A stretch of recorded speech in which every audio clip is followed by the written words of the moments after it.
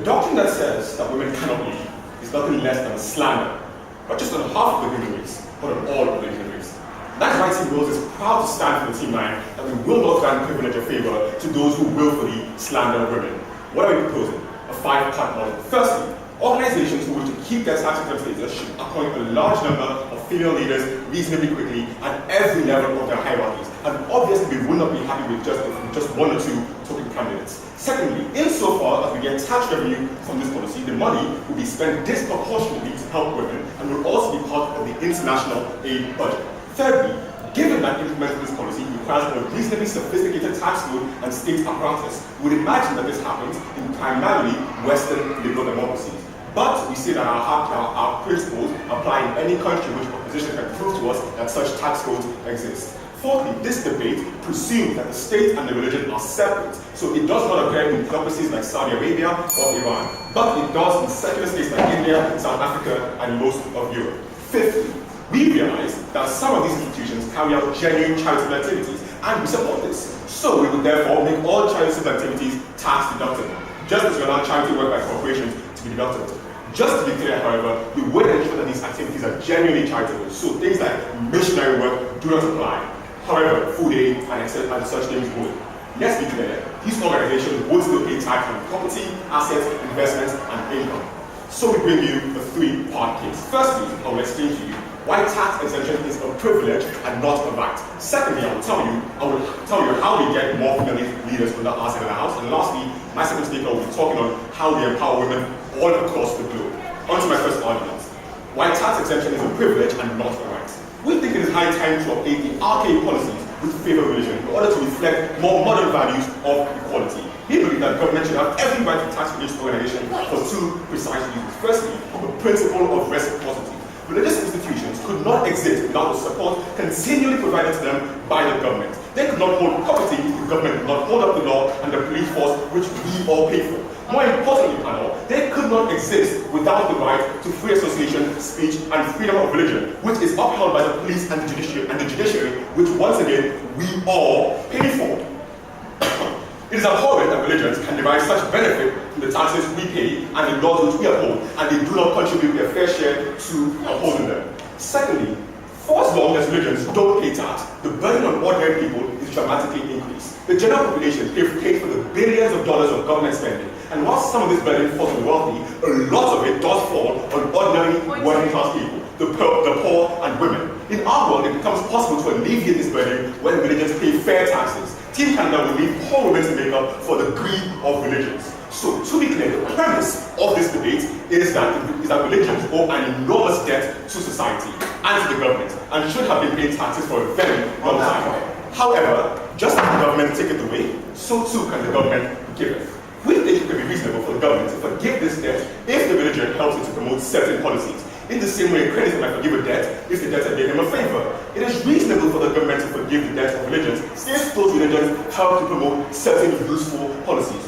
What we propose is to do something of a deal with religious organizations. There is ample precedent for such deals. We already give tax credits to corporations who promote affirmative action in the second or combat climate change. We will forgive the debt of religions which promote female leaders. That's what we stand for. Yes. Do you believe that the role of men in religious institutions is more important than the role that women play?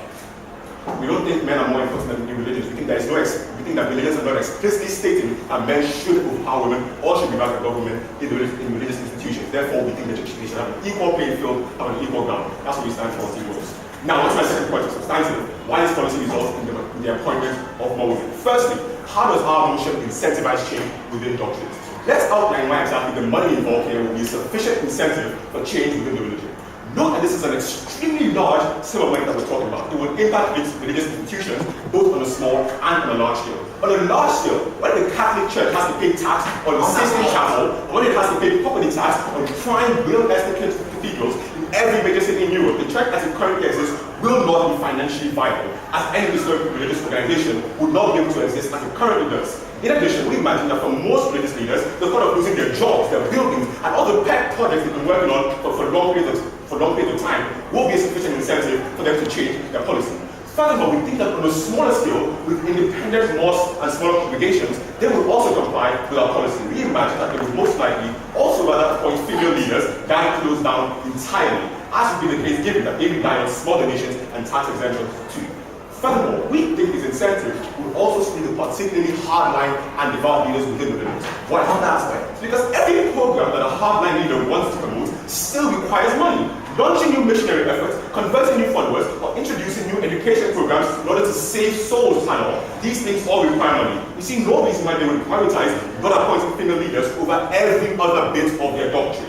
In addition, panel, we think this is especially true given that we imagine that at least some religious organizations will comply with this policy and will then keep their money and the missionary efforts. Given that happens, any church that refuses to comply risks being outcompeted and losing followers as a result. Now, we think that this change will be fairly easy for leaders to make within their religions. Why?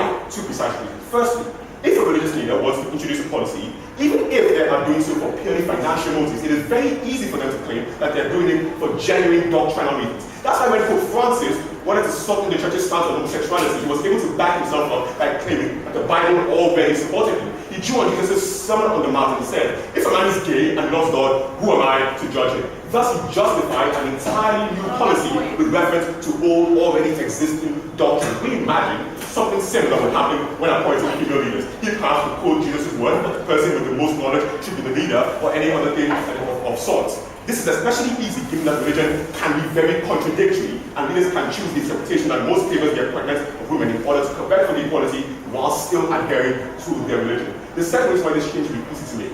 There are men in Sunday school who want to change doctrine. This is for two reasons. Firstly, they want more converts.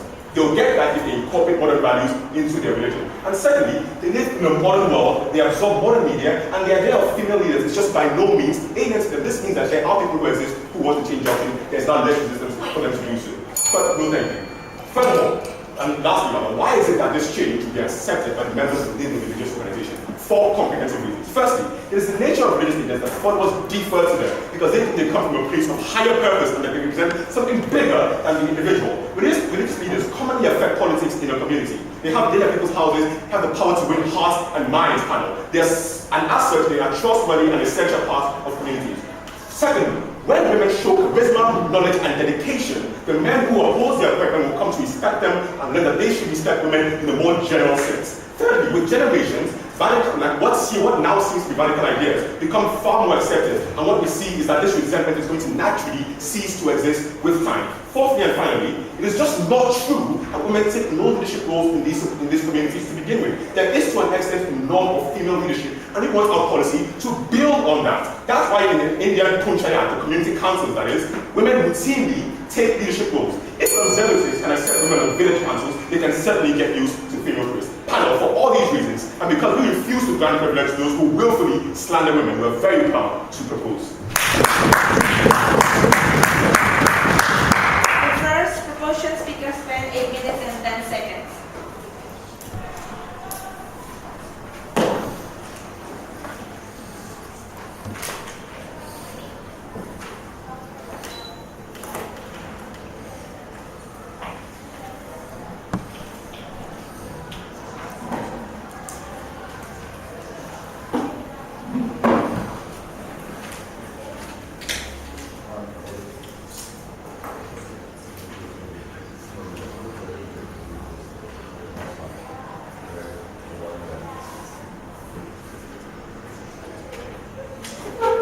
I would like to thank the first proposition for his speech, and now the only case of the opposition, I would like to call for the first opposition.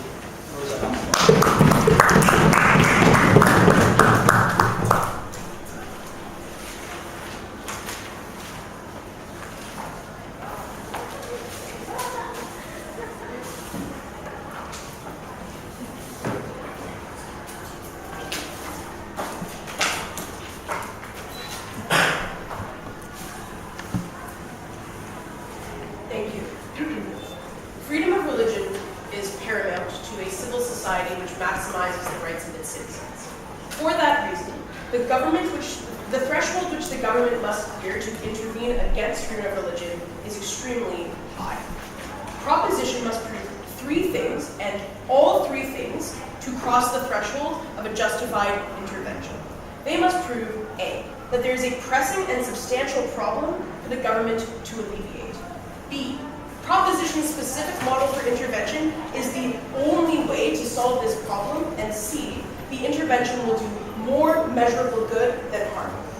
Today, Team Canada's case will demonstrate that it is impossible for Team Wales to meet these burdens given the genuine characterization of a religious institution which Team Wales has conveniently missed out on. We're going to do this through 3 constructive contentions. I'm going to tell you firstly about the freedom of faith, and then a broader conception of real empowerment. My partner, Armin's second speech, no thank you, is going to give you a point about servants of God and the public. But first, refutation. I want to start with the model that Team Wales brought us. The first idea they gave us is that they're going to require religious institutions to appoint a large number of women, they're going to require them to appoint them quickly, and they're going to require them to appoint them at all levels. We have a few questions about that because that actually was sort of vague when you get down to it, right? What is the timeline? How many women need to be appointed? When it comes to the formalities of the tax code, Team Wales needs to have those answers. We'd also ask you, does a woman need to be the Pope? Really, how consistent are they going to be with forcifying all levels of leadership happening? Another question, would they consider the Mother Superior of a covenant of nuns to be a female religious leader? We ask you secondly, what if women genuinely believe that their role in the religious structure is not to be a formalized leader? What happens in Team Wales' world when no women volunteer themselves up for this position? In terms of their argumentation, they told us that taxation is a right, not a privilege. We told you that society can also benefit from religion the way that religion benefits from society, and that's why we've negated the obligation to tax like we do with charitable institutions. And if it's true that they're so principally required to pay their taxes, why are they willing to present an exemption if they comply? The only reason is that they actually don't want to separate the church and state. They want to use the church as an arm of the government to promote their politically subjective doctrine. I think this is really tense with the model they brought. We gave you a POI on the roles of men and women in the religious institutions and whether or not they thought they were equal. They gave you a sort of evasive answer in which they said, we want equality, which means no, under the status quo, they don't think the roles of men and women are equal within the religious framework. This means 2 things. Firstly, it's tense with their concession that women have existing power and existing roles. It means that they just don't value those roles, and I'm going to prove to you why that's a real underestimation of the power of women. First argument about the freedom of faith. The premise here is that this motion violates freedom of religion in a necessarily harmful way. The reason we know this is true is that Prop concedes it. It's their exact mechanism that they use in the trade-off they want to have between the rights of some and the rights of others. I'm going to demonstrate why it is that they've significantly undervalued allowing the most robust incarnation of religious freedom. And here's why it's important. Question now. Religious freedom is a necessary extension of several other rights. It's a necessary extension of freedom of assembly, of freedom of association, and of freedom of expression. It also is a necessary extension of the right to autonomy and the right to self-determination. These are all things that Team Wales seems to value when it comes to the very specific group of women who are religious and who have the aspiration to become leaders. They don't want to apply those values to all members of the society in which rights are prioritization. Here's where it gets far worse for Team Wales. The rights violation that they're engaging in is one which people can buy their way out of. Wealthy congregations are just going to pay the taxes and get the tax status out of the way and carry on with business as usual. So that means that Proposition is only prepared to violate the rights of the poorest within society. That means that Proposition's best case scenario uses extortion to weaponize people's poverty against them. Team Canada finds this intrinsically immoral, and we need Team Wales to get up here and justify a society in which your money buys you more rights. It also is something that gets very limited benefits and non-exclusive benefits at that, which brings me into my second argument. This is an argument on a real conception of empowerment, but before that, a POI. When Pope Francis chose to support homosexuality, he made a cold, hard political decision, but framed it as a thank you. I don't think that's a very strategic example for Team Wales to be using, because that's an example for the type of change that they want without the nasty mechanism that they want to use, proving the absolute dearth of a need to intervene in this, which is one of the things they have to prove. My argument about real change. The premise here is that Proposition offers an unnecessary and a harmful play. So firstly, we challenge the conception of female empowerment has one on Team Wales which is fundamentally predicated upon secular, urbanized, Western values. Team Canada believes that empowerment is not tantamount to a job title, nor is it tantamount to formalized authority. Power structures within religious institutions are not as rigid as Team Proposition makes them out to be. Remember, religion is not just about giving people a way to believe in a higher power. Religion is also about giving people rules to live by and a way of thinking. So yes, religions typically do have different roles for men and women, but to say that one role has more value and power than the other does a disservice to the countless roles of women within the religious framework. Let's look at nuns within the Catholic Church who don't give sermons every Sunday, but have spread education all around the world for hundreds of years. In the minds of millions of children raised by nuns, women hold a different but a hugely potent responsibility when it comes to activating the lives of their minds. On this basis, it's wrong for the government to tell women that they are oppressed and then ride in on some sort of a white horse. It's up to women themselves to decide that they want change. And if and when religious women decide that they do want this change, there is an existing mechanism for them to realize this change that affirms freedom of religion rather than violating it. The process is as follows. Religion, like the people in this room, places a high value on discourse and debate. This comes in the form of a discussion of different interpretations and read-ins of foundational religious texts. Slowly, when dissenting opinions gain ground, they form a new congregation or a new sect. This is why you have Catholics and Protestants, Shiites, Sunnis, Wahhabis, and Alawites. The difference between these groups is their opinions on what the best interpretation of their text is. Specifically, within Judaism, you have egalitarianism Judaism, which is actually specifically focused on the principle of granting equality within the framework of traditional Judaism. I think that's the best proof there is that we can get the same outcome on Team Proposition without using an unnecessary intervention on the important freedom of religion. But finally, they make change slower and less likely to happen. Why? Proposition wants this debate to be about the most extreme religious groups that are the least likely to change on their own. These are the exact religious groups that already perceive the modern world to be at war with their God. They believe that God is the highest authority and not the state, and that the state is attacking their way of life by trying to violate that higher authority. This means they leave public society in which they feel threatened and turn inward, they turn insular, making them less receptive to values of liberalism, making them less receptive to the change that Proposition wants. They failed on their burdens. We're proud to oppose. Thank you.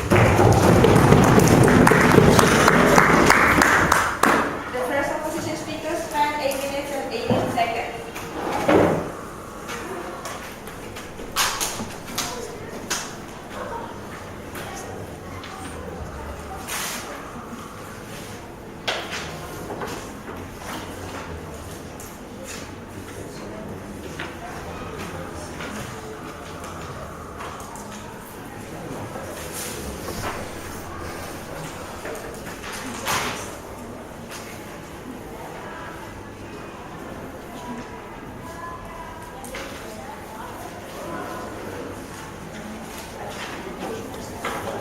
I would like to thank the first opposition for her speech.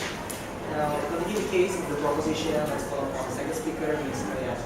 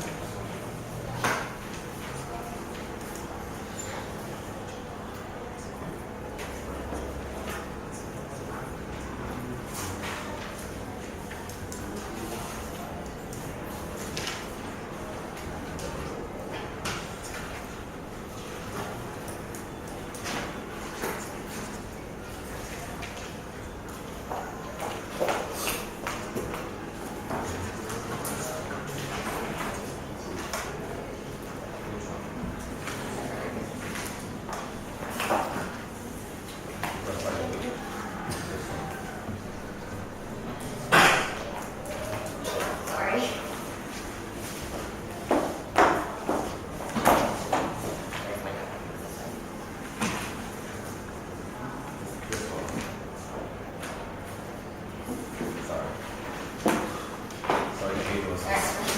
Okay.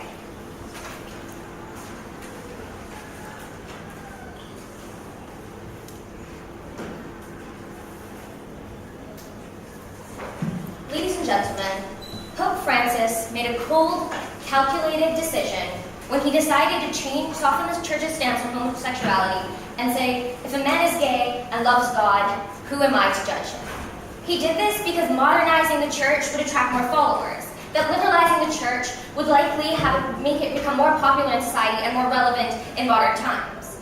We think this is the type of incentive that we create and that we encourage when we put in place this motion, and that's why Team Wales is so proud to stand under the line. For the team line, we will not grant privilege nor favor to those who willfully slander women. I'll be bringing you a substantive point about why we empower women across the globe, but firstly, let's talk about what we've heard from Team Canada. I'll first be rebutting their facile attacks to our case, then be talking about their freedom of faith point, as well as their second substantive argument. Now firstly, about their facile attacks to our case. So basically the only attacks that they had were on our mechanism and that we weren't specific enough. Wait, no thank you. Firstly, we tell you that we are giving general mechanisms that are going to work different in each case scenario. We don't necessarily have to give you a unique time frame for everything. That's not our burden to take. They then tell us that we have 3 burdens on our side. They tell us that we have to show that this is a pressing problem, no thank you, that the model is the only way to achieve it, and that we get more good than harm. Firstly, on the idea that it's a pressing problem, my first speaker did address this, and I will be talking about this entirely in my second substantive, no thank you. They tell us that we have to prove that it's the only way to do this. No, we have to prove to you that this is a way to do this, and that this is a way that we are going to achieve the aims of equality that we think are so important. We're happy to have policies that occur simultaneously. We're just saying, no thank you, that this is something that we think is good for society, and that is how we achieve less harm than good, because we create this type of equality. They never told us what their burdens were, because conveniently, of course, they didn't have any. We think that their burden is to show us why this model won't work, why it won't provide some equality for women, and why at the very least it will result in no thank you tax revenue, even if our case doesn't stand, right? So they tell us in response to our case that tax is a privilege, not a right. That we think that no women are going to volunteer for these positions. We think it's completely a distinct mischaracterization to say that no women believe in their religion enough that they would like to lead other members of their church. That's simply untrue. We think that secondly, no thank you, they tell us that that we're trying to use the church as a political tool. No thank you. If the political tool is to make the equality of women a priority, to make girls go into education, no thank you, to be able to empower them to achieve the most that they can, we're fine if that's a political motivation that we believe the church should be doing. They say that we contradicted ourselves when we say that there are women in power, but not women in power already, that this change hasn't already happened. Well, we told you that there are women in political power. And why is this important, right? Because the church right now is bypassing the change that's occurring in all other parts of society. In India, women serve in representative councils, no thank you. But in religion, women are still uniquely excluded from religion, and that's why this incentive uniquely applies to them. No thank you. They did not respond to my entire first speaker's argument about why this will work. They simply brushed this aside, and their first speaker completely responds to this. Would like to hear some information about 4 minutes of our speech. Thank you. No. Now to this point about freedom of faith. They tell us that the freedom of religion is absolute and that it's an extension of identity. 3 responses to this, right? Firstly, if a belief has a harm to an individual, if a belief is causing these individuals to not be able to go to school, as is in the case, no thank you, of values that perpetuate women not having education, not having enough power in society, we think that belief is irrelevant. Secondly, we don't let racist people who think that there should be segregation, allow their beliefs to be absolute, right? We tell them, no, it's wrong. Men, blacks and whites, should not be segregated. That's why we have anti-segregation laws that have been passed. Thirdly, the whole idea that identity is absolute is completely incorrect, right? We also think that justice is a belief, but Sharia law is not allowed in courts because it's uniquely harmful and it has intonations that are uniquely persuasive and harmful, and as such, identity is not relevant in that case. They need to show us why identity in every case is absolute if identity in religion is such an important thing. They tell us how they underwrite my religion and these churches they tell us how these institutions will just pay tax. No analysis as to any of the reasons why, systematic reasons why we told you we get women appointed is true. No thank you. They tell us that people will pay to discriminate and how this is immoral. Firstly, the payment in itself, when people have to give tax, this lessens discrimination. So essentially their principle of how you're paying to get out of discrimination isn't true because the tax money is lessening discrimination by promoted policies towards women. Secondly, there's a difference between paying to do a good thing versus refusing an incentive to do a bad thing. Governments sell licenses to do things like dump chemical waste, or sell permission to dump CO2 in the atmosphere. But by doing this, something that's bad for society, to the company, the religion is like harming people as a whole, right? We can't pay everyone directly, so people give government compensation to the representatives of these people. No, thank you. Now to their second point, lastly, about how the empowerment doesn't mean you should appoint these women. We think when you appoint these women, you result in in the same benefits that they have already, right? You result in good religion. You result in people who are devoted to their faith, but you also get like promoted ideologies far more in your world. No, thank you. They tell you that the role of women is different and accurate and evenly potent.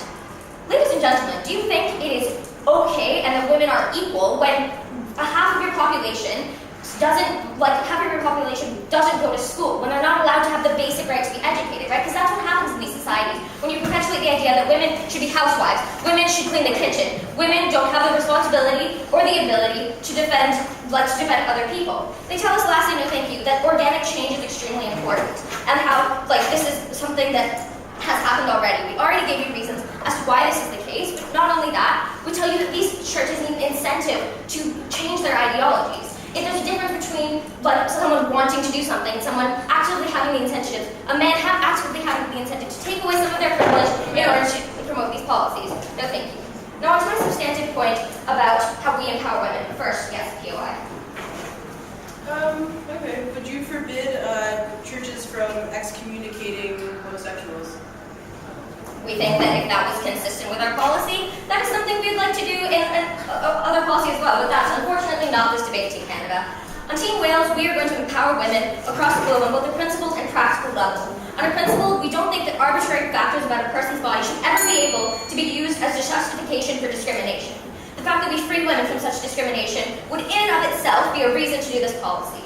Just as we wouldn't stand for the apartheid law that discriminates against blacks and whites, we similarly think discrimination based on things you can't choose is something we should absolutely not tolerate. Firstly, this policy gives women access to justice and arbitration, whereas otherwise they would have been silenced. In conservative communities, many women would rather go to religious arbitration than the state alternative. This becomes much easier when women are in power, right? Because they don't want to talk about domestic abuse, about sexual assault, when only men are able to do religious arbitration. At the very least, on our side, we get a woman no longer having to suffer her personal agonies in silence because she knows a woman will represent her in a court as well. Secondly, in a religious court as well. Secondly, this will foster the notion that women can be independent, autonomous, and educated. With female leaders appointed, there will be an expectation that women should be educated and prepared for roles as leaders. Parents will realize that it's commendable to give girls a choice and give them the opportunity to be educated, and will ask for more education on this side. Ultimately, we want women across the world to lift their eyes to the horizon, to achieve as much as their hard work will allow, which is why we're so proud to stand under the team line that we will not grant privilege nor favor to those who willfully slander women. Thank you.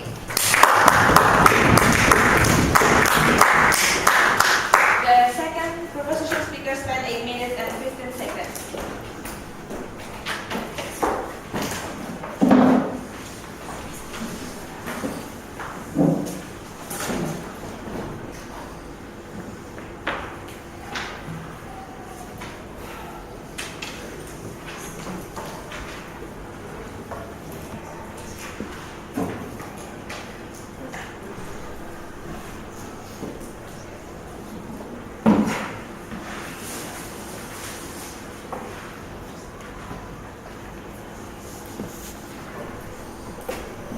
Just before the second opposition speech, I would like to remind all teams, please space out your POIs, don't ask them too frequently. It's kind of disturbing to think about this.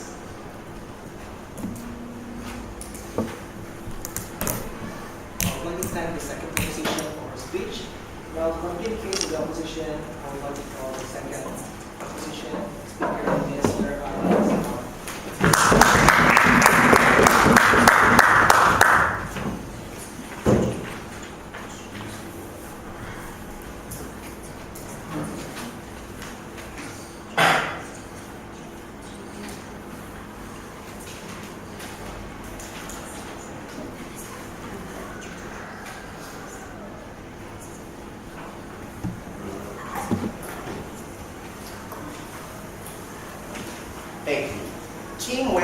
claimed that they proved a pressing need for the policy they want to implement today.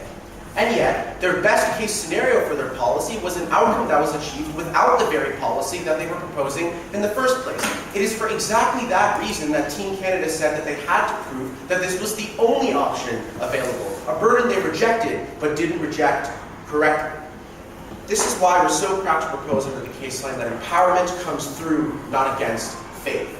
I'd first like to start by pointing out that Team Wales never responded to the model clash that Team Canada brought about how many women needed to be instituted, whether we needed a female pope, whether mother superiors counted as leaders, and the fact that charitable activity being tax exempt was a major underselling of their burden. The third speaker is going to have to respond to that. But I'm going to look now at refutation, and then rebuild my partner's arguments, and then move on to my constructive argument, servants of God and the public. First, Team Wales claims that tax exemption is a privilege, not a right, and that society, and that effectively churches owe society for all the support that society gives them. No, thank you. First, this argument is an argument in favor of removing tax exemption in general, not an argument against removing tax exemption specifically to their policy. So what they need to prove is why they need to remove tax exemption based on discriminating against religions based on the internal contents of their faith, something this argument never proved. The second argument Team Wales brought you was this idea of how we're going to force change to happen, but still protect nonprofits at the same time. Why isn't this possible? Because even if they allow tax exemption for nonprofit work, at the point where their constructive says that churches will close down because of property tax, it is those churches that are the source of all of that nonprofit work in communities, so they can't have most of those things. But also, they say that they'll remove tax exemption for missionary activity. But missionaries often do a lot of nonprofit work themselves in communities and in other countries in the world. How are they going to tax exempt one half of the activity that missionaries do, but not the other half of the activity that missionaries do? This is why they still don't protect nonprofit activity on their side of the house.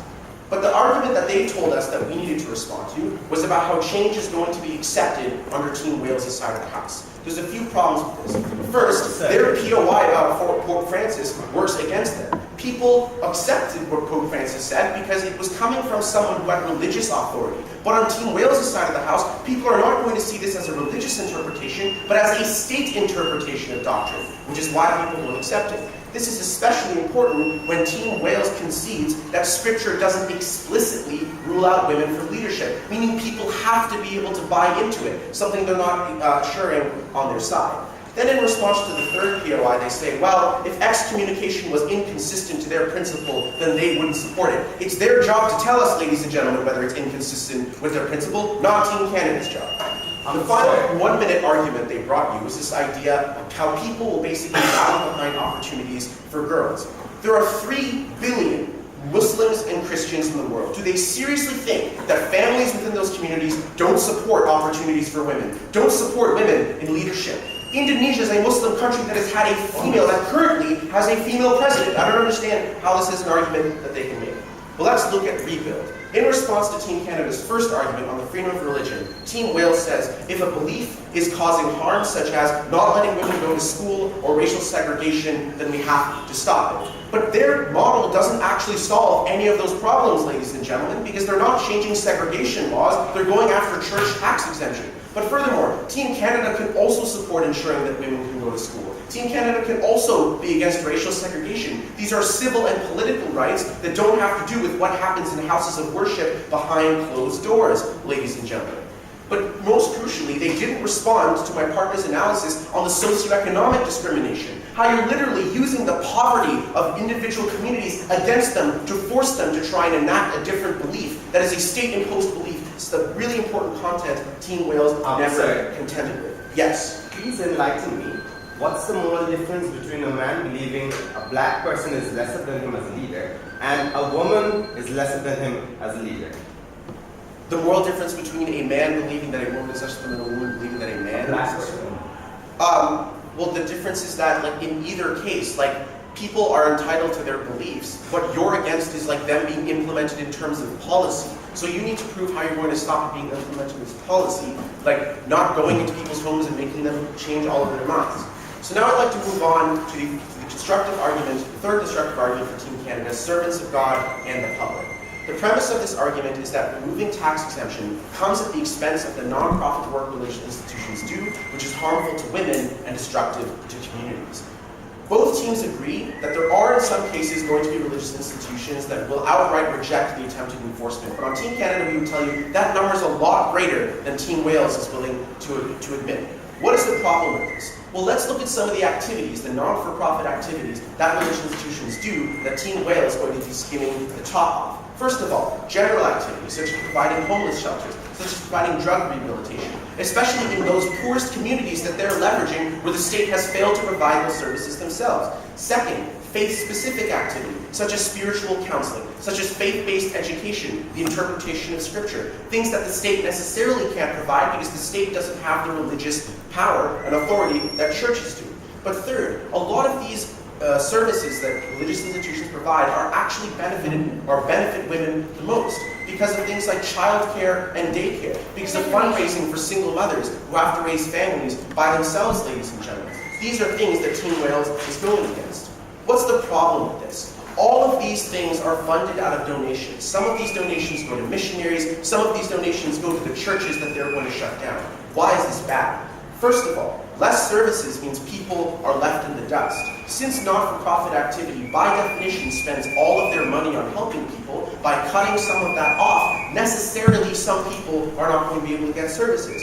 But we think it's wrong for Team Wales to be able to decide that the state can force a woman to quit her job to take care of her children because there isn't enough childcare in her community if it means that there will be a female priest at the altar. We don't see how Team Wales can justify this feat of social engineering if it is fought on the battlefield of forcing a homeless person to have to go through the bureaucratic system of welfare that they might have been excluded from before, rather than getting help from the church that they've depended on for so long. But second, women are often the very people that lead all of this not-for-profit activity. So for example, women in Iran buy textbooks and give them to women who are forced to stay at home, which is a big part of the reason that there are now more female than male scientists in Iran. Unfortunately for Team Wales, a lot of missionaries are the ones that go and deliver these textbooks to people, something that they wouldn't tax exempt. But third, often this affects the poorest communities the worst because it is those communities that depend on these essential services more than any other. Often the church is the lifeline of an entire community. And if Team Wales is willing to close down that house of worship to enforce a political agenda on that religion, we say that is awful, we say that is abhorrent. Ladies and gentlemen, Team Wales aims to use the houses of the holy as a grounds for an experiment in social engineering. In defense of the freedom of religion, in defense of women who make religion the dynamic living organism it continues to be, and in defense of places of worship that are the beating hearts of so many communities around the world, Team Canada is so proud to oppose. The second opposition speaker spent 8 minutes and 4 seconds.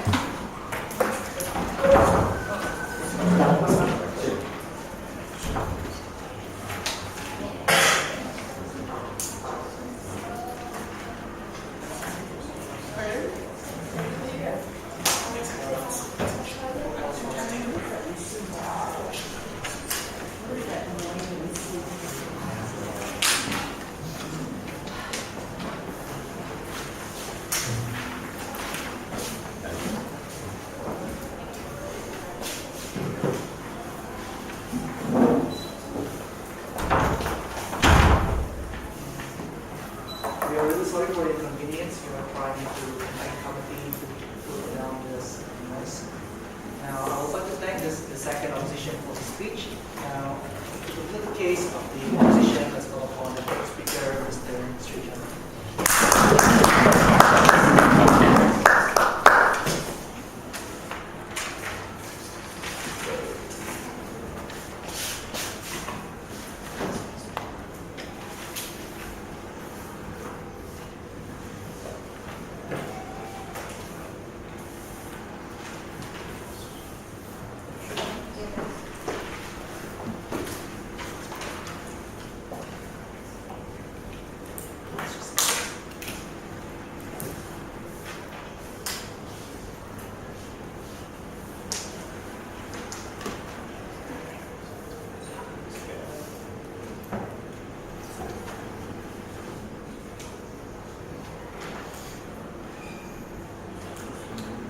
it's very easy to be a whip in this debate, because it was quite telling when the second speaker decided to drop the entire principle argument after our responses. So first I'll talk about the principle and as to how Team Wilson has already won the principle convincingly. And secondly, I'll prove to you why the social reaction they are anticipating won't be as massive and we will have better outcomes in our world. But before that, I'd like to make a general criticism about their entire case, right? If they're going to predicate an entire argument on charity, they must listen to the model to start with. Because in the model we clearly told you, we will have tax-deductible options for churches who want to do charity. We already do it for corporations, right? When corporations want to provide to charity, they can subtract that amount of money from tax they pay. Which means that churches will still be able to give food to the poor and still be able to make sure that people don't go to the beds starving. And we think the churches will take this option, right? Because it's a sin to let people starve. So you can take the tax-deductible option and give money and food to people who are starving. So like the entire second argument's logical link is missing because these charities can still work. We think it will work better. But what happens in our world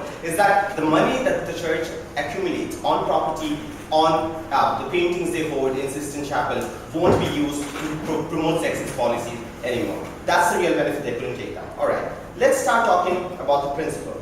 Here, the first speaker's first point was, she had like two things to say here. First is that this is an extension of a basic right. And secondly, churches can buy their way out of it. Rich churches can buy their ways out of it.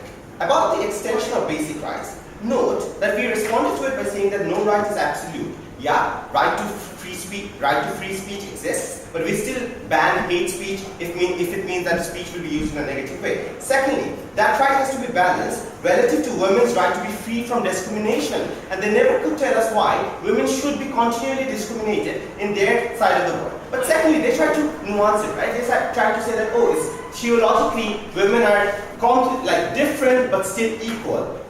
That's because there's a massive social indoctrination by the patriarchy to make women believe in this. When Islam started, Hazrat Muhammad's youngest wife Aisha was a scholar, was a judge, was a warrior, and was a governor. But as things moved on, other caliphates and other men in positions of power made religion more sexist. So it's not like religion is selectively sexist, but men in positions of power inside religions are sexist. And in their world, that never changes, and I'll tell you why it changes in our world as well. But finally, we told you how. The point about buying their privilege out does not also work, right? Because firstly, if the result of that buying their privilege out is massive improvement for women in leadership, and also the tax money that we are getting will invested in women's education and all other policies that are pro-women, I think that's a good outcome. But secondly, second speaker gave you an analogy. She told you that we already allow governments to sell permits for dumping waste. Like many governments sell permits for dumping nuclear waste. Because even though there's a minute social harm, in that case, even the rich companies can get away with their privilege. It's still beneficial because that money can be used for more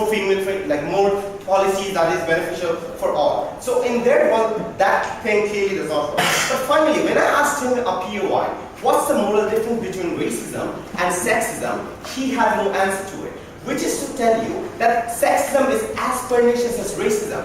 If a man cannot categorically say that if a white man cannot categorically say that a black person is worth less than me, religions should not have the right to say that women are less worth than men. I think that's categorically a problematic thing, and this is akin to racism, something we cannot tolerate at all. Given all of these things are true, our principle stands. Our principle was simple, and their second speaker's response was extremely feeble and weak. Our principle was, churches owe a massive debt to the government already. Note that they couldn't take down Odo's analysis with regards to it.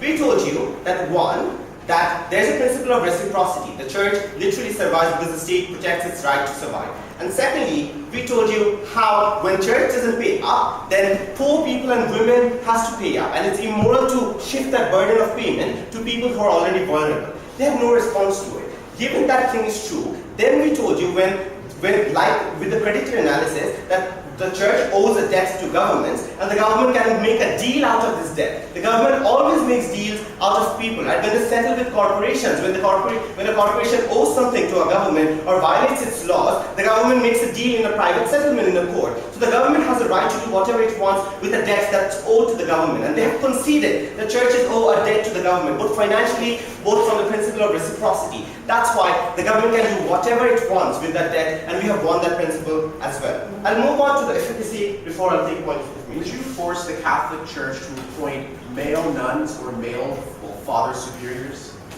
Alright, like this tactic of like trying to get forced answers out of us won't really work. You have to tell me how that's principally different. Like, please enlighten me in your last speech of the day how that's principally different from our side. Or take your principles off at least. Alright, in terms of efficacy, ladies and gentlemen, this rebuttal is very crucial. Because they try to make you believe that religions are conservative, are oppressive, and they are modern, and they are good. There's a tension in the characterization. But what's important is to get the distinction between why Pope allowed homosexuality and why he won't allow women leadership. Because men won't voluntarily hand their privilege away. The reason why Pope was okay with homosexuality is because it affects gay men primarily. So a man in a position of power inside the church's hierarchy won't hand his promotion to a woman. He will hold the promotion, right? Which is why in affirmative action policies, men won't handle their leadership position away. The government has to force organizations to force men to hand their leadership positions away. They have to tell me why men in positions of power will have any incentive to hand their privilege away, and we think they won't do it. Given that's true, the analogy to affirmative action is clearly consistent. When that won't happen internally, we must have an external push, and they have conceded our external push is going to work, which is why the second speaker's analysis is that charities won't exist, because he believes that our push is going to work. Now the burden of the third speaker thus becomes to tell me why men in positions of power in churches and mosques will voluntarily give their leadership position away to women, and I think that's a rather hard burden to pull, and they won't be able to do it. Cool. But secondly, we clearly told you how organic change does not happen. Now, this is quite unfair on them as well, because they try to tell us that their attack on our model is that, oh, what's the timeline? Oh, how many leaders will you have? Now, I want to ask them what's their timeline, because I've waited 2,000 years after the birth of Jesus to have a woman in a leadership position. And Charity hasn't given me a female leader, ladies and gentlemen. What's your timeline, Team Canada? Will you give me a female leader after 3,000 years? I want to know your timeline and how it happens. But secondly, the efficacy point really, clearly does not work as well. Because we don't how churches will be able to provide charity, and furthermore, churches have every incentive to change. The final question remains, will leaders comply? And they couldn't beat that thing down. Because we told you leaders have every incentive to comply. Why? Because it's a two-way street. Leaders lobby against abortion policy in the White House. Leaders lobby against any policy they don't like, which means they depend on the government to a very large extent. Given that's true, leaders have every incentive to comply with this change. And given that's true, it's easy for leaders to manipulate this theology. A leader can say, just like gay men are allowed now, women are allowed as well. I think it's totally consistent with our theology. And if leaders do it, our policy is successful. At best, we have shown you this taxation is going to work. At worst, we are getting massive amounts of tax money, billions of dollars, which we are going to reinvest in women's rights and women's education. Extremely proud to stand against sexism. Extremely proud to stand in proposition. The third proposition speaker spent 8 minutes and 26 seconds.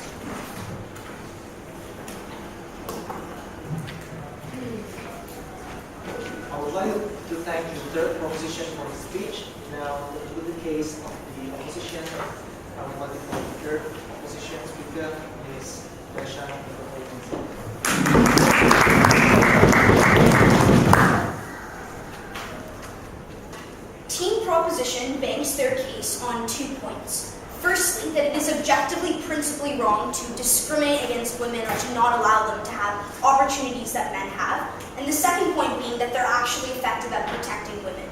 That's what they need to prove to you in this debate. I'm going to have 2 areas of clash about the principle and about the effectiveness of empowering women. Before that, a couple of things. I want to clarify 2 points from team opposition that were completely mischaracterized and strawmanned by Prop. The first, why our argument about churches being able to provide fewer services is still a huge harm that they have to contend with.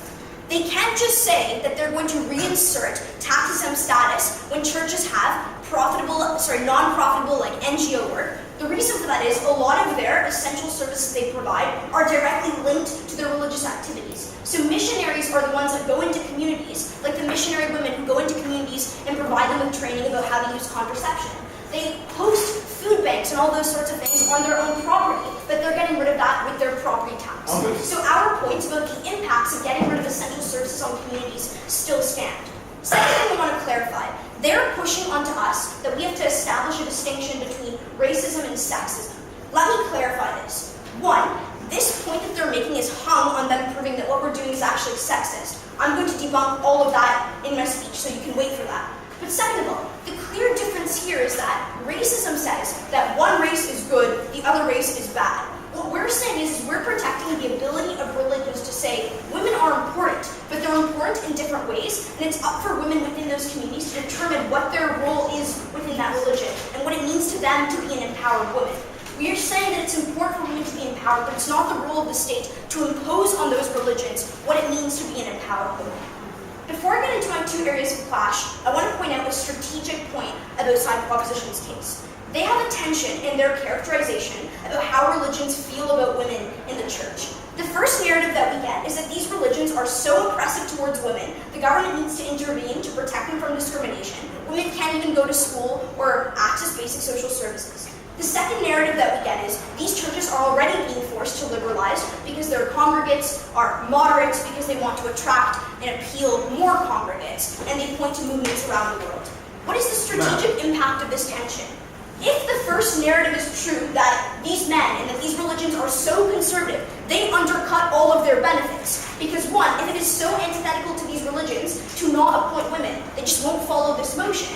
But 2, even if they do appoint them, those women will be labeled as heretics, they'll be mistreated, and none of their benefits about respect occurring will ever accrue. But if the second narrative is true, that these religions are already liberalizing, they haven't proven to you the necessity of this motion. And in fact, they've dropped not only that this motion isn't necessary, but it actually hampers liberalization. Because religions need to feel secure in their ability to control their narrative, and how you make people feel like if they support women's rights, they're supporting the state's attack on their doctrine, the state's attack on their freedom. More importantly, the fact that they haven't resolved this tension is harmful for them for the simple reason that they bank their case on proving that they protect a group of women, that they protect this vulnerable actor. But the point which their characterization about how actors will act is unclear. You can't believe that any of their benefits will accrue. Versus on our side of the house, we tell you that the impacts are certain. The impacts of people losing the ability to access their faith. The impacts of poor communities losing out on essential services. I have no idea what the world of proposition looks like by the end of this debate. That being said, 2 areas of clash. Firstly, on the principle. The major claim that we get at the top of Prop is that religions are only able to exist because of services from the state, giving them a privilege is unfair.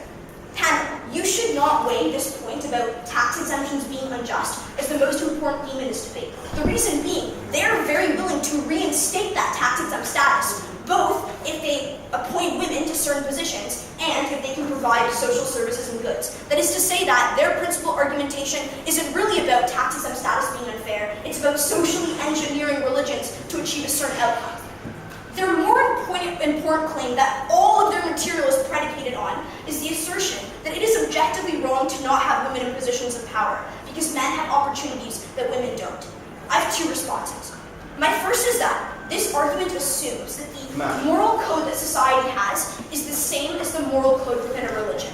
People opt into a religion because it provides them with values upon which they center their decisions, upon which they can construct their faiths and their identities. It is an intensely personal and private decision when you opt into a religion because it tells you the type of person you want to become. There are many things we may think are objectively wrong or not fair. So for example, when an individual refuses a life-saving blood transfusion for religious reasons, or when parents teach their children creationism, those may seem unfair and unjust to us, but they're just people opting into their own moral code and their own sets of values. But the second and more important response here is the assumption on team proposition is that equality means the same thing, even if it's important, outside and inside of a religion. We've never heard a response to the point that if you are a woman in your religious community and people respect you so much because you're their nun, because you're their mother, because you're a special teacher, they see you as their connection to God and they value your respect so much. So we've never heard why it isn't equal if women are respected in other positions, why it isn't equal if they have the same opportunity to flourish in other respects. The next area that I want to look at is the idea of empowering women. The major claim that we get from their side of the house is that this motion will lessen discrimination towards women because religious institutions are now incentivized to appoint women. In cases where they aren't, the government spends money to help women, and within religions, women are seen as role models. Before I refute that, sure. Ma'am, your second speaker concedes that female leadership is consistent in theology. Why would opportunistic men leaders hand their privilege away? So, well, part of your case is saying that they're liberalizing already and that they have an opportunity to change. Our case is that we think that there is a movement within these religions to liberalize and to give women positions of power. If there isn't, we would say that it is up to the women within those communities themselves to determine what equality means to them. And if they're happy with being in a position where everyone else respects them because they're their nun, they're their teacher, that's okay because it's about what's important to those women, not the state passing down Western imperialist notions of what it means to be equal, of what it means to not be discriminated against. Let me respond to their mechanism of how they actually protect women. The first assumption is that their mechanism will actually work in the wealthiest and most conservative churches. We say that they're going to swallow up the tax. And even if the government now has more money to spend on women, not sure what that means. Like, if their problem that they characterize is that the problem is that within religions, people don't respect women, they don't solve the problem even if the government on outside spheres is spending more money on women. They dropped our point about the disproportionate burden on poor churches, on the churches that have to make a choice between their faith and staying alive. But critically, the assumption on their side of the house is that within a religion, your respect comes from your title and your status. It doesn't. It comes from the fact that people, your congregants, believe that you are appointed by God, that you are their connection to faith, to spiritual, to the divine. What they do is they say to these people, the state is now determining who the person that represents you and your faith is, and people won't buy into that. At best, it looks like the woman is tokenized. She's able to give a 10-minute sermon, but people don't really care. At worst, it looks like that woman being called a heretic and saying that she's a traitor to her religion. At the end of this debate, they haven't proven that they're able to protect the most vulnerable actor that they banked their entire case on protecting.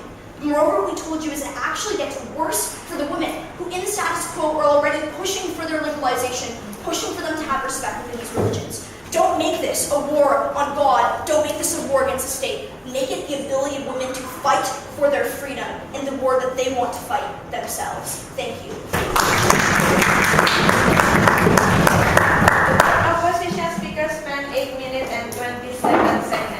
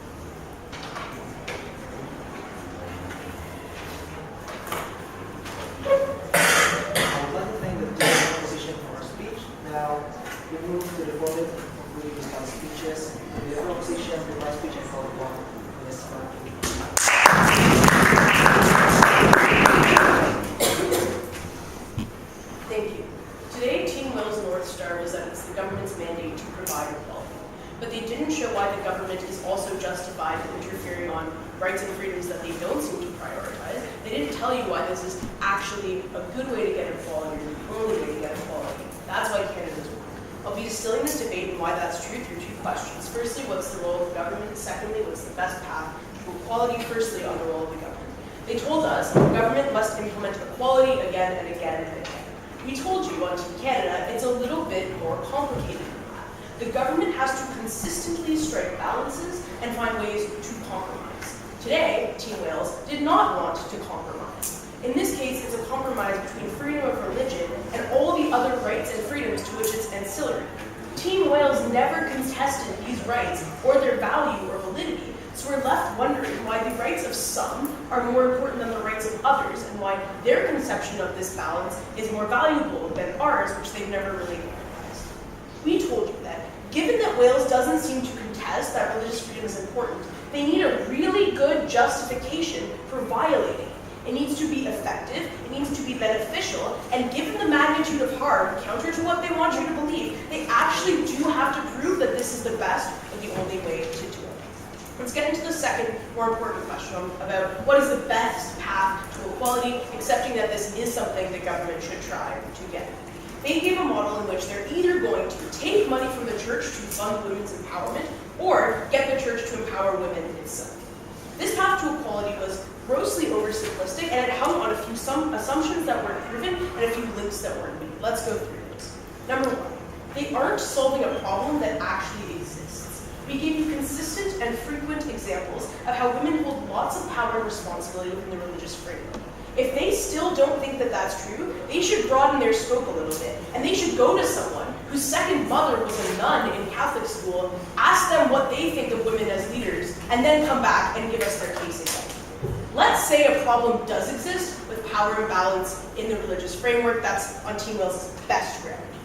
Let's let women decide that they have a problem. Let's let women decide that something needs to change. Let's not Bigfoot or white knight them. Their response to this is that men won't cede their power, and they talked a lot about Pope Francis saying that homosexuality is okay. I don't hear any reason why it was that straight people were willing to cede their power in some sort of way that men aren't willing to cede their power. I think queer people struggled for this right, for this emancipation, very, very hard. And I don't think they've been very fair on Team Wales by painting the Pope as this magnanimous guy who woke up one morning on board for the gay agenda. I think gay people within the religious framework said, we need a change, and then fought for it without the intervention of the state. Okay, women or religion are already doing this. We empirically disproved this idea that men won't cede their power by showing instances where men didn't have to cede their power for women to get the power. They formed new congregations, they formed new sects where they did it for themselves. Rather than asking the government to give them power, rather than asking men to cede their power, women got up and took it. This prevents their ability to do so. Team Wales told us that inequality in religious frameworks causes mass power imbalances in all spheres worldwide, but they never made the link. We gave you evidence that is quite the contrary. We also gave you evidence that their concern for equality doesn't seem to apply to the socioeconomically disadvantaged or to poor congregations. This is something that they not once responded to, so we don't know why class inequality is somehow better than gender inequality. On the note of things that Team Wales never seemed to respond to, why is it that they don't want to talk about insularity? Why is it that they are prepared to launch an escalatory attack and perceived war on God, which directly undermines all of their claims? They failed on all three of the burdens that we set out for an intervention against freedom of religion, and because they never told us that freedom of religion wasn't important, Team Wales has lost the debate. Team Canada has won. Thank you. The reply speakers of the speakers spend 4 minutes and 20 seconds.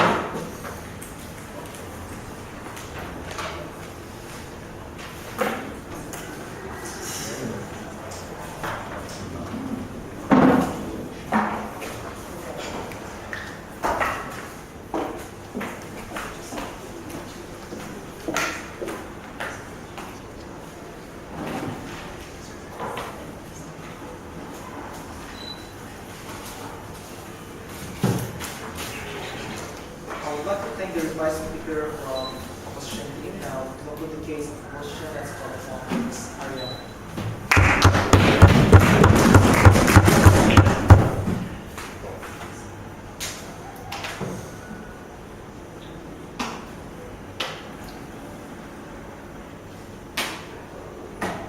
Today, Team Canada was inconsistent on almost everything they said. Team Wales brought to you a case that was consistent, a case that was comprehensive, and a case that actually helped the most vulnerable people and the people that we wanted to tell you were the most important people in this debate. Let's look at these inconsistencies first before I talk to you about what the world looks like now and how we disagree, and whether or not this policy will work and whether or not we empower women. And lastly, who gets better charity, as this seems to be a kind of confusing point of contention. Firstly, they started off this debate by telling us that we had 3 burdens, that this was a pressing problem, that the model was the only way to do it, and that this will result in more good than harm. We responded to these 3 burdens in my speech when I told you that these burdens were illegitimate and that they did not stand in this debate. Then the third speaker kind of shifted these burdens. She said in her opening, we think that their burdens are now, they have to prove to us that this discrimination exists, and that we have to prove that we can solve it. Thank you for those fair burdens. We think we do that. Now they tell us that government should make balances and trade-offs, literally in their reply. That's exactly what we're doing. This is a balance. This is a trade-off between getting more tax and between empowering equality, which we think is extremely important and worth this trade-off. Now let's talk about what the world looks like now.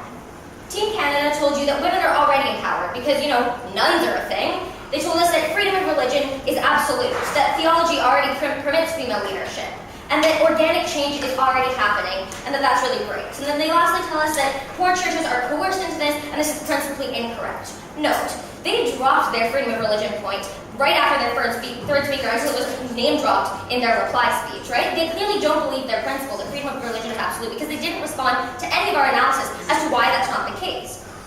Now let's talk to you about what we stood for on Team Wales and why our case wins this debate and why we rebutted all of their arguments while they remained unresponsive to ours. We told you that equality is a priority. We give you systematic reasons why women are underprivileged in society, why they don't get an education because men think they need to protect them and that they're places in the household. We tell you that this tax is a deal, that we believe that tax exemption is illegitimate, but we believe equality is more important and that that's why this motion is coming to pass. We tell you that we don't think that men are going to want to hand their power away, that's why this hasn't happened already. And this is crucial in this debate, right? Because they told us that we need to show you why gradual change will already happen. And this is the reason that we've pushed all the way down the bench, not in conjunction with my first speaker's entire analysis, right? Because we don't think that men have an incentive to do this unless they're pressured to by the government because the government thinks it's such an important thing. This is why we win, right? They lastly tell us that we have to show you why this is the only way, where our policy is mutually exclusive to everything else. No, ladies and gentlemen, we don't. We have to show you why this policy is going to be a great way to empower women, a great way to promote equality and to spread social values that we believe are extremely important in society, and any other policy that is willing to support this, we support as well. We give you clear reasons for this. They tell us that, lastly, on whether or not this policy will work. They tell us about gradual change, that no, you're not going to get any charity if we don't do this, that this is a massive, massive harm, and that the church isn't going to oppose this because it comes from the state. Interestingly enough, this whole argument came out in their third speech, but then they also in their third speech told us about this idea of backlash, and that, finally, this is when we realized that this is the harm that they've been talking about all along, because they tell you that there's massive harm, but then it isn't until their first speech where we realize that, it's because the church will resent this. Now, what do we tell you on Team Wales? We tell you that these leaders will comply. We give you mechanisms as to why this is the case, unresponded to. We give you reasons why society will accept it and why this change is going to be a subtle incentive for churches to make this shift, not necessarily a way for them to oppose the government, a way for them to slowly accept this change in and of themselves from the church's point of view. We give you our entire third argument about why we empower women and why this results in the tangible benefits we talk about, right? We talk to you about justice and arbitration and how women don't have this right now and how this doesn't mitigate any of their points about how women have different roles in society because they still deserve justice, right? Lastly, because they misunderstand our entire tax deductible point about how, and want to scaremonger you to tell you that charity ends, when in reality, we still support that charity on our side. And because we bring you to the team line that we will not give privilege nor favor to those who willfully slander women, we are so proud to propose. Thank you.